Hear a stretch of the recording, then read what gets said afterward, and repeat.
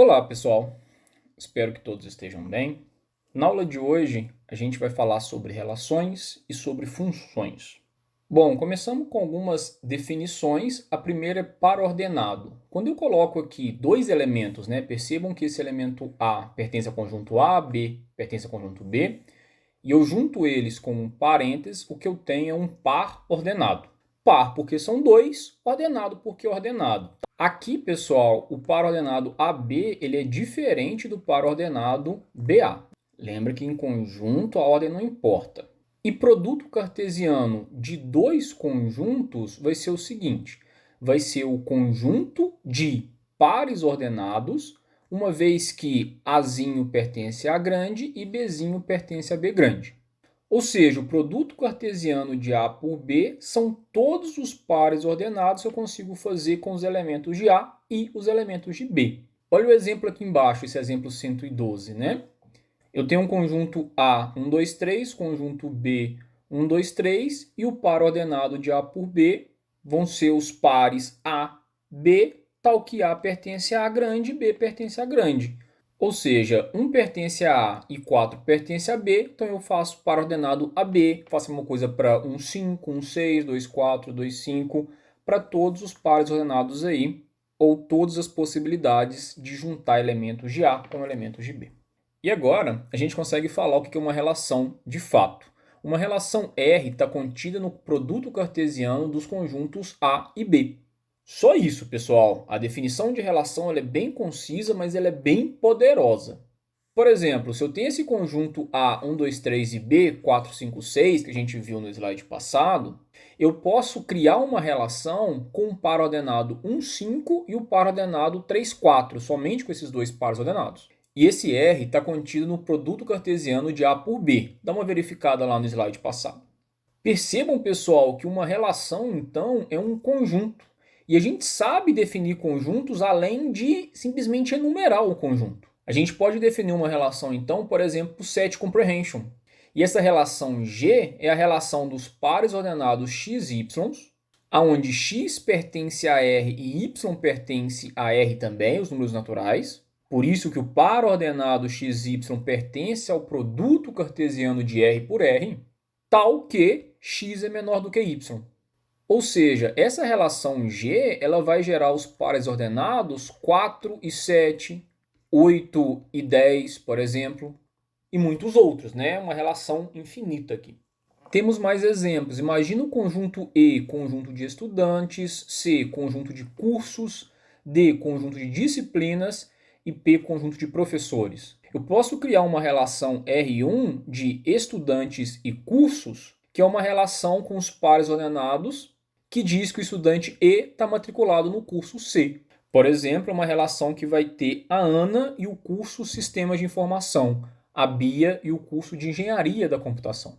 Poderia ter também uma relação R2 com os pares ordenados de professor e disciplina, que representa que o professor P leciona a disciplina D. E aí teria o meu nome e a disciplina matemática discreta, teria um par ordenado com o professor Bruno Pereira e a disciplina de redes de computadores, e assim sucessivamente. Então percebam, pessoal, que as relações elas unem elementos de um conjunto A com elementos de um conjunto B.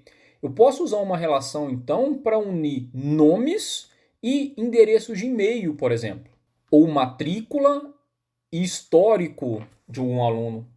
Pessoal, o conceito de relação é muito importante na computação de modo geral, principalmente para o que é chamado de bancos de dados relacionais. E bancos de dados relacionais é 99% dos bancos de dados utilizados nas indústrias, nas empresas. Só que quando a gente trabalha com bancos de dados, a gente trabalha com tabelas, que nada mais é do que par ordenados ou trios, tá, pessoal? Esse par ordenado poderia ter mais do que dois elementos. A gente chama de tupla, né? E podia ter 3, 4, 5, 6, 7 elementos. Que vai juntar, por exemplo, matrícula, nome, endereço de e-mail, etc, etc, para cada aluno. Mas vamos seguir algumas definições a mais. A gente fala que existe domínio, imagem e inversa de uma relação.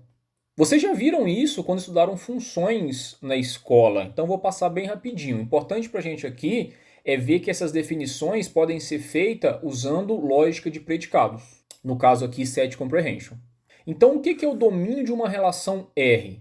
São os elementos Azinhos, que pertencem a grande, tal que vai existir um B e o par ordenado AB pertence a R. Então, o domínio de uma relação R vai ser os Azinhos ou os elementos da esquerda do par ordenado da relação R. Por exemplo, a gente tem uma relação aqui embaixo com os pares ordenados 1, 6, 3, 0, 2, 9. Qual vai ser o domínio dessa relação? O 1, o 3 e o 2. E a gente representa aqui. A gente tem a imagem de uma relação, que agora são os Bs, tal que vão existir um A e o par ordenado AB pertence à relação. Ou seja, quando a gente fala de imagem de uma relação, a gente está falando dos elementos à direita aqui dos pares ordenados. Perceba que o meu conjunto B é formado pelo 6, 7, 8, 9 e 0. Mas a imagem da minha relação é só os elementos 6, 0 e 9, que a gente vê aqui embaixo. Inversa de uma relação são os pares BA, tal que vai existir um A e o B, e esse A e esse B fazem parte da relação. Ou seja, a inversa vai inverter os pares ordenados AB para BA. E aí, se eu tinha um 6, eu fico com 6, 1, 3, 0, 0, 3, 2, 9, 9, 2.